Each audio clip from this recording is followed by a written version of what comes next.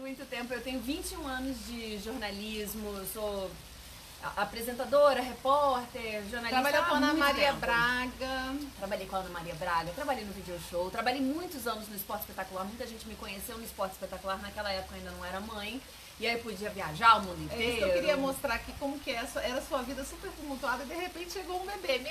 Então, a minha rotina era não ter rotina. Eu ficava 27 dias viajando pelo mundo, gravando vários programas, voltava com muito programa na bagagem, né?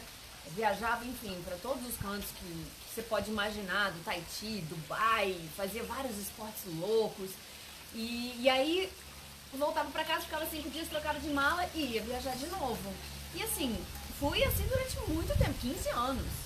E aí casei e aí a gente decidiu que a gente ia começar a nossa família. E aí beleza, eu não parei nada, eu continuei indo e descobri numa viagem pra Mongólia, em que eu tava fazendo uma travessia pelas montanhas, andando a cavalo, carregando mochila de 15 quilos nas costas, fazendo tudo errado, eu descobri que eu tava grávida. Caramba. Aí voltei. Na Mongólia? Na Mongólia. Ah, legal. E aí voltei pro Brasil e falei, gente, eu não posso fazer isso, eu tenho que me acalmar e mudar a minha rotina. Só que assim, foi um choque tão grande, porque você tá 15 anos viajando, de repente você freia. E aí eu demorei muito tempo pra É me uma acostumar. readaptação, né? É, porque você tem que começar a trabalhar de outra forma. Readaptação não, adaptação, porque nunca teve aquela situação, né? Eu sei o que é isso. O fato de você ser só você e de repente você virar aquela pequena pessoa, né? Você também tem responsabilidade sobre aquela pequena pessoa. Isso pra mim foi uma carga muito grande. Tem gente que nasce pra ser mãe. Tem gente que precisa trabalhar e aprender a ser mãe. Eu acho que eu fui o segundo caso. Eu não fui o caso que nasceu pra ser mãe. Eu acho que você nasceu pra ser mãe. Eu acho que assim, eu tive a Júlia quando eu tinha 22 anos, né? Hoje a minha filha tem 23 anos. Então eu tô há 23 anos trocando fralda, porque 6 filhos, né? Então assim, eu nem sei o que quer não ter filho. Gente. Graças a Deus eu tenho esses meninos aqui que nos trazem assim, muita alegria. E assim, o que eu tô sentindo hoje, Dani, principalmente nesse momento que eu tô me colocando aqui na política, como pré-candidata a deputada federal, assim, ó, até me emociona, porque às vezes eu saio com os meus filhos dormindo e muitas das vezes eu fico aqui correndo para ver se eu consigo encontrá-los acordados, né? Eu passei muito isso. E tem muitas mães que passam por essa situação, né? Graças a Deus que é um período que nós estamos aqui, 2, 3 meses, que é um sacrifício pessoal e da família, mas tem muitas mães que passam isso a vida toda, né, Dona? É muito difícil. Porque foi exatamente isso também que eu senti logo que a minha primeira é a Maria, eu tenho 2 filhos, a Maria e o Bento, e a Maria nasceu. E eu a Maria tá com quantos anos? A Maria tem 7 anos. A Maria tem 7 anos e assim, foi um choque de realidade pra mim e eu logo tive que voltar a trabalhar, então ela devia ter 4, 5 meses, eu voltei a trabalhar. Voltei a trabalhar de uma forma diferente, não tava mais trabalhando viajando, mas de qualquer jeito eu ficava cerca de 16 horas por dia trabalhando. E era muito intenso. E de vez em quando tinha que viajar, mas era pouco. Viajava 4 dias, imagina. Eu que viajava 27 dias seguidos, 4 dias era pouco, mas mesmo assim era muito sofrido. E eu me lembro, me marcou muito, o primeiro ano novo dela. Porque eu fui escalada pra gravar o Ano Novo de Copacabana pelo Video Show. E eu não podia dizer não, seria o meu primeiro trabalho no Video Show. E aí, sabe aquela coisa, o primeiro Ano Novo da sua filha, você não vai passar com a sua filha. E pra mim aquilo foi muito marcante. A primeira Páscoa dela, a primeira vez que ela viu o coelhinho da Páscoa também, eu não tava com ela, porque eu tava trabalhando. E era feriado, final de semana, a família toda viajou, menos eu. Isso é um dos desafios maiores, sabe? E como explicar. E também como você interioriza de ter que trabalhar, porque também tem que trabalhar. Tem que trabalhar. Agora, eu vejo assim também, Dani, que a gente pode estar assim, avançando um pouco no sistema de trabalho aqui no Brasil. Por quê? A gente vê assim, nesses países mais desenvolvidos, existe o trabalho em casa, que é muito legal, você trabalha dentro da sua casa. E assim, é lógico que é importante, e eu sou uma defensora das creches, das crianças, aí as vozinhas das meninas brincando aí. Defensora das creches, da escola integral, para que as mães possam trabalhar, mas a oportunidade de ficar com a mãe é a mãe, né? É bom, é bom demais, assim, esse começo e saber. Agora, isso também é um desafio da mulher, né? De saber trabalhar em casa. E tanto a flexibilização do trabalho, porque eu acho que a gente tem muito trabalho que poderia ser feito de casa, mas não é. Não sei se isso talvez seja da nossa cultura, não sei se é do sistema, mas a gente também tem que aprender a trabalhar de casa, porque é uma divisão de funções ali no mesmo espaço físico. E também sabe o que eu sinto? Que assim, as relações trabalhistas, por exemplo, assim, se as pessoas puderem ter trabalho de 6 horas, entendeu? De manhã, e continuar meio com período, meio né? período. Um Então, assim, mais hoje meio não é, período. não é algo tão comum, né? As pessoas trabalharem, por exemplo, lá na Inglaterra, como que funciona? Tem mães que trabalham segunda, quarta e sexta. Ai, que delícia! Entendeu? Então, terça e quinta ela tá lá tirando pra ela, porque a mãe inglesa é muito interessante. Ela tira dia off mesmo, dia que não vai trabalhar, e o marido fica com os filhos. E então, assim, é valorizar a mulher. Porque nós mulheres não só trabalhamos e não somos só mães também não. Nós somos mulheres, donas de casa, né? Então a gente precisa ter um olhar assim... Um momento nosso. Um momento nosso e um olhar da sociedade, do empregador, da sociedade mesmo, diferenciada, porque somos multifuncionais mesmo, não tem... E você sabe que eu senti muita falta disso, assim, eu tinha muito tempo pra mim. Aí tinha muito tempo pra mim, aí fui mãe. Aí fiquei em função da pequena, da família e tal. E aí voltei pro trabalho. Aí eu ficava em função do trabalho da pequena. E eu realmente me perdi nessa história, né? E quando a gente se perde, a gente se desequilibra. E eu vejo que muito casamento também vai pro beleléu quando isso acontece. E olha só, desestrutura a família. É verdade. Eu conheço alguns. Pois é, e isso acaba desestruturando a família, que eu acho que é uma das coisas que a gente sente muita falta hoje em dia. Essa desestruturação da família, ela gera efeitos muito negativos, principalmente no longo prazo. Então, assim, olha hoje como é muito uma comum, coisa né? influencia outra. Esses dias eu conheci um casal muito interessante. Eu falei, olha, eles namoraram 7 finais de semana. 7 finais de semana porque ele me parece que ele é dono de um dos maiores dos restaurantes na feira do Núcleo Bandeirante, agora eu não me lembro o nome. Muito, muito legal a história deles.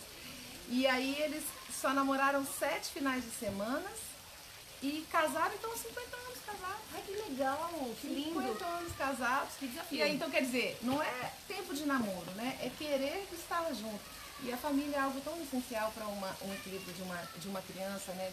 De uma estrutura familiar e estrutura pessoal mesmo, né? Eu vou, acho que até um pouquinho além. Eu acho que não é só querer estar junto, é querer aprender junto. Ah, isso aí. Afiar a viola junto, né? Afinar a viola. Afiar não, afinar a viola junto. É querer aprender. Que não é brincadeira, porque cada um tem uma viola e a gente tem que começar a afinar, né? Paula, a Elza está perguntando aqui como é que você, com os compromissos, conciliar os compromissos de campanha e o tempo com os filhos. E o trabalho da Dani também, né? Inclusive, como é que é, porque a gente precisa saber, né? Bom dia, Elza. Primeiramente, não está sendo fácil, viu? Porque eu, na realidade, eu sempre tive, assim, esse cuidado com meu filho, e como eu trabalho, assim, na realidade, a minha empresa, então eu sempre tive um pouco mais de flexibilidade na questão do horário. Então eu sempre levei para a escola, busquei na escola, depois da escola eu ficava com eles para levar nas atividades extracurriculares, eu sempre fui muito presente. Então esse momento que eu não estou presente está sendo assim... Cortar o coração, né? Para mim e para eles. Esses dias eu deitei na rede aqui com um dos meus filhos e ele começou a chorar. Aí perguntou assim, mãe, quando que a senhora vai ficar o dia inteiro comigo? Dói. Mas olha, Elza, eu tô, assim, eles estamos conversando muito, meu marido também, de Dani. E assim, é um momento que a gente está precisando se unir mesmo, para que a gente possa fazer um Brasil melhor. Porque ontem, Dani, vou até aproveitar aqui a deixa e contar uma situação. Ontem eu fiquei tão mexida com algumas coisas que eu vi. Eu já tenho ficado mexida com muitas coisas que eu vi, mas ontem foi recente, então eu tô mexida com o que aconteceu ontem. Eu fui num bairro chamado Bairro de Fátima, lá em Planaltina. Dani, você tem que ver a situação das pessoas. As pessoas moram em casas de madeirense, não tem água encanada. Muitas crianças, tinha uma senhora que tinha 8 filhos, a outra tinha 6. Nessa situação, crianças lindíssimas. Os meninos lindos, da idade dos meus, aí quando eu vejo com a idade dos meus, Elza e todos que estão escutando, Aí eu perguntei, e aí, vocês estão estudando? Não. Eu falei, mas por que vocês não estão estudando? Porque a escola é longe e o ônibus passa 5 horas da manhã aqui. Aí o que vocês ficam fazendo? Jogando bola e empinando pipa. Aí eu falei, eu falei, né, que eu era pré-candidata a deputada federal. E o que eles queriam? O que eles queriam? Eles queriam uma oportunidade. Eu achei tão bonito, isso, eu fiquei até emocionada. Todo mundo quer oportunidade, todo mundo quer oportunidade de trabalhar, todo mundo quer oportunidade de sonhar, de ter esperança. E quando eu vejo isso, os colégios não estão atendendo. Aí o colégio não atendia, só atendia até a 5ª série e os outros não tinham como vir, tinha que vir para o plano. Que situação! E nós temos uma lei que fala que toda criança tem direito à escola. Não, e a escola, a educação, eu falo muito isso com os meus filhos, né? Porque criança é assim, né? Quando tem escola, eu não quero ir pra escola. Só que assim, o que eu falo muito pra eles? Eu falo, gente, a escola, ela é uma porta. Ela te abre uma porta. A escola é libertadora. É libertadora, ela te abre a porta, a liberdade, porta das possibilidades, a porta da esperança é a escola. Isso que eu tenho falado muito nessas reuniões que eu faço é assim, pedir para que os pais realmente incentivem seus filhos a estudar. E se eles puderem vir estudar. Porque o povo que não tem educação é mais fácil de enganar, né, Dani? É manipulação. E que eu vejo isso, assim, a falta de vontade política de dar educação de qualidade para os nossos alunos, para as nossas crianças, para os nossos jovens. Aí eu saí de lá, eu fiquei o dia inteiro lá em Planaltino. E tem uma vila chamada Vila Roriz. Essa Vila Roriz, ela tem uma vila chamada Pombal. Essa Vila Roriz e a Vila Pombal, eles têm uma rixa que fala, há muitos anos. Há um tempo atrás tiveram 80 jovens que morreram por conta disso. Só falava que você era de tal vila, matar.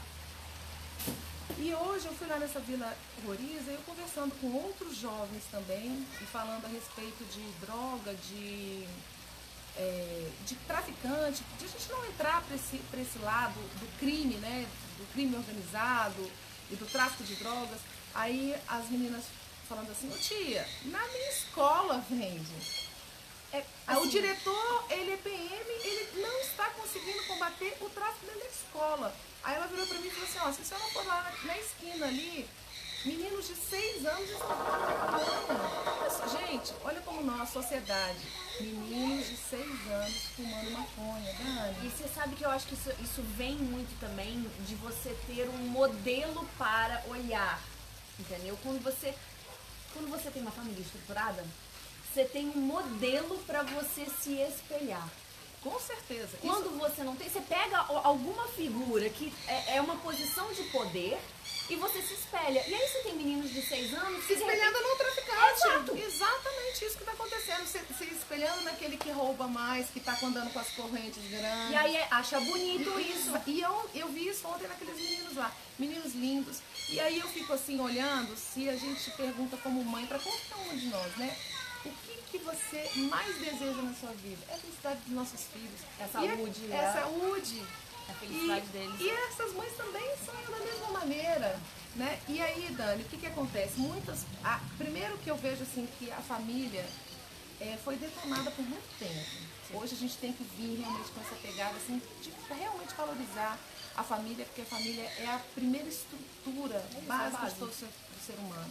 Mas muitos, infelizmente, não têm essa família e muitas das vezes tem pais que, infelizmente, já são os traficantes, já são as pessoas que estão aí no crime, infelizmente.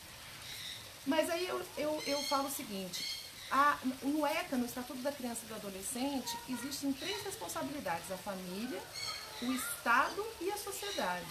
A família não estando presente, os outros têm que estar presentes. Aí o que acontece? Uma escola integral, por exemplo, você salva aquelas crianças. Ela não tem a estrutura familiar, mas ela tem a estrutura do Estado.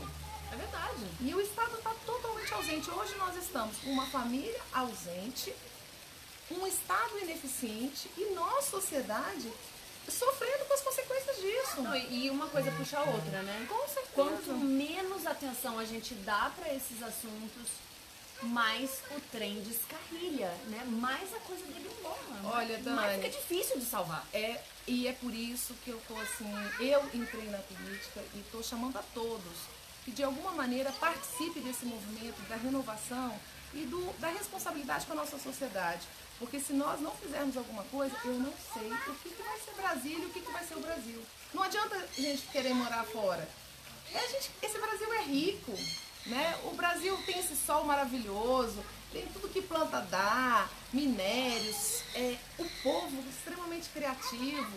E a gente está vivendo num país que nós temos, assim, na política, corrupto.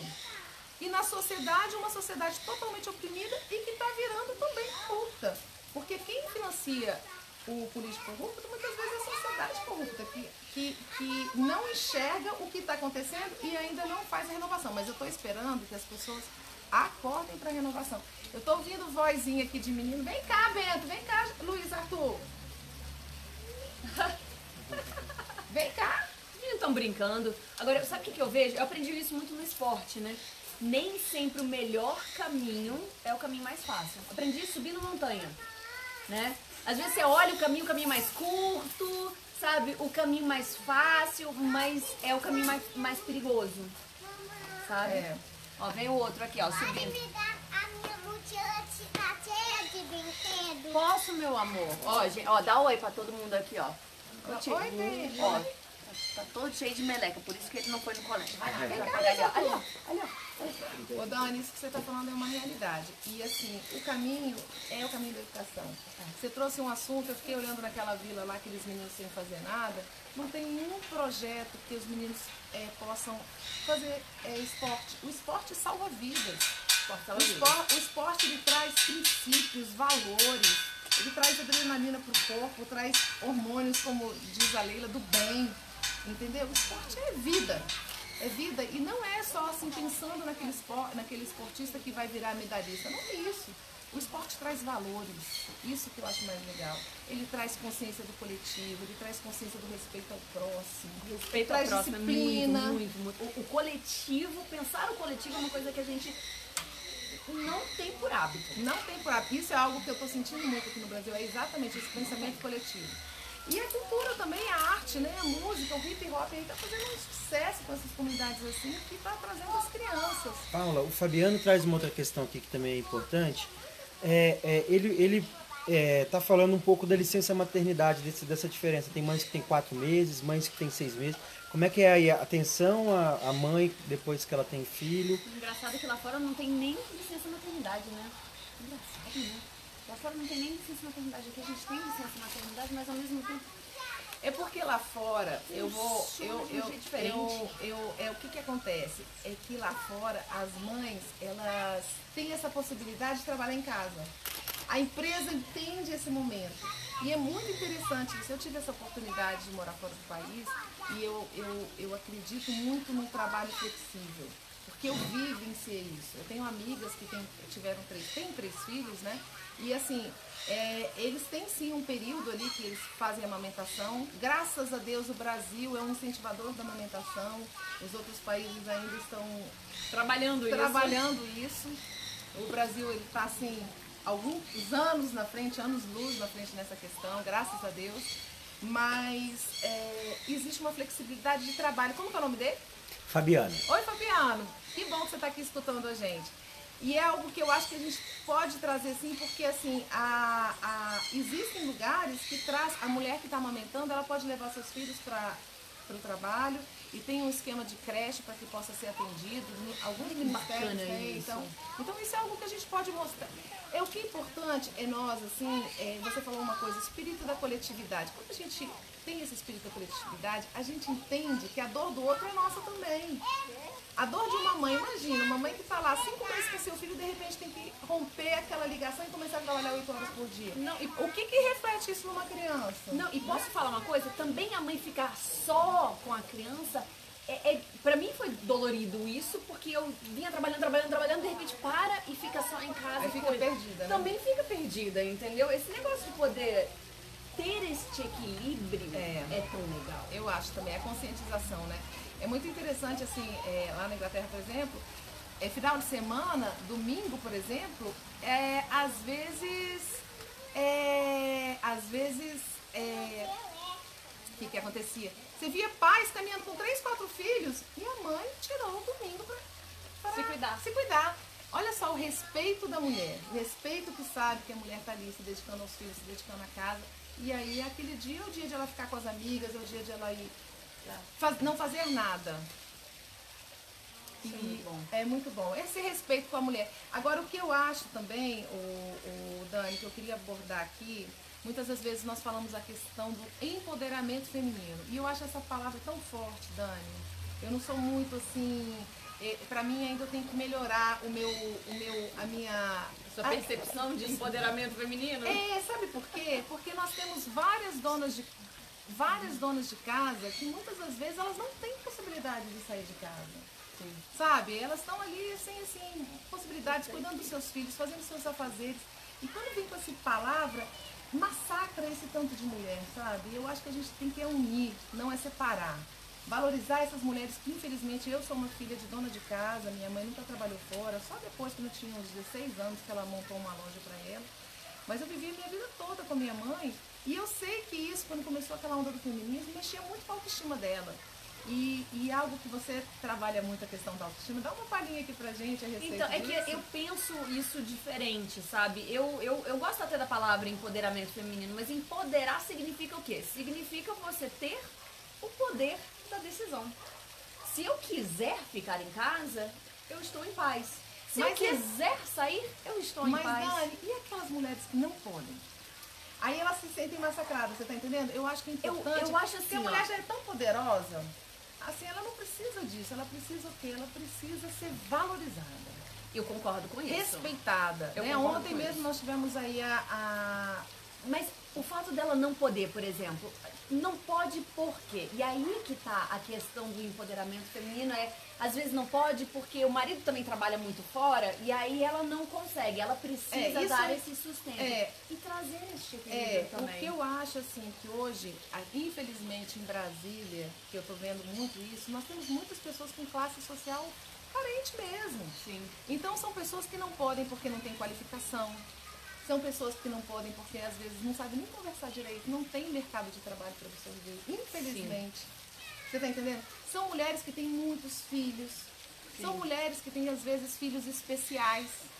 Nossa, aí... Entendeu? Então são mulheres que realmente não é uma questão só de decisão, é uma questão da Mas condição. que poderosa que é essa mulher. Ela é poderosa, mas isso massacra ela. Eu estou te falando porque eu sei, já vi muitas coisas. Então eu acho que a gente tem que unir. A gente tem que trazer a possibilidade dessas mulheres aqui, donas de casa, pessoas que, assim, às vezes não têm essa condição de poder decidir, de sim valorizar, melhorar a autoestima. Olha, tem mulheres que eu admiro demais essas mulheres, assim, isso, eu te falo. É muito tem muitos filhos, cuida de tudo. Eu não sou capaz. Eu tenho conhecido, assim, mulheres que estão amamentando e estão visitando seus filhos na cadeia. Ai... Então, e como que fica uma situação dela? Ela fica vivendo para a sociedade. E essas mulheres, elas precisam respeito. Entendeu? Até de nós mesmos, porque eu não acredito que a gente... Eu não acredito em minorias, eu acredito na maioria, no sentido... Não, nem maioria, na união. Porque quando a gente fala minoria, né? A gente segrega. A gente tem que unir. Uma sociedade mais unida, uma sociedade que pense realmente no bem comum, fazer o bem sem olhar quem. É isso que eu acredito. Uma sociedade mais justa e equilibrada. Como que estamos com o tempo? Beleza, pode fazer. Ih, vem cá, cadê o Luiz Arthur? Chama aqui o Luiz Arthur pra gente falar tchau. Vem cá, tem mais alguma pergunta aí, Thiago? Não, o pessoal tá mandando aqui muito a cena, elogiando muito a conversa. Oh, meu Deus, que bom, gente. Muita gente online. Gente, sério. Pedindo renovação e educação e saúde. Olha, a renovação, ela tem que vir com ética, com responsabilidade, algo que a Dani fala e quem já me escutou falando, eu sempre falo. Espírito de coletividade. Fazer o bem sem olhar quem. Vem cá, meu amado. Fala oi. Ai, vem cá, Theo. Fala oi. Hoje minha mãe tá aqui comigo, fazendo essa live. Foi embora. Gente, olha, estamos aqui nos propondo fazer uma política diferente, uma política humana, uma política fraterna, uma política que a gente valorize a cada um do jeito que ele é. E principalmente, lembre daquilo que eu contei, vamos dar oportunidade para as pessoas, oportunidade para os nossos jovens. toda mãe, o que ela mais quer na vida é ver seu filho feliz. A gente está precisando se unir para que todos tenham esse mesmo direito. Que Deus abençoe a cada um. Quer dar um beijo aí, Dani? Menina, olha, eu sou tua fã. Tu é muito corajosa. Que mulher que tu é, viu, Paula? Que mulher que tu é. Estamos juntas. Essa daqui é uma amiga que vem me auxiliando muito, viu, gente? Né, Del? Sua mãe também Aqui é, na viu? torcida. Beijão, grata, viu? Fique com Deus.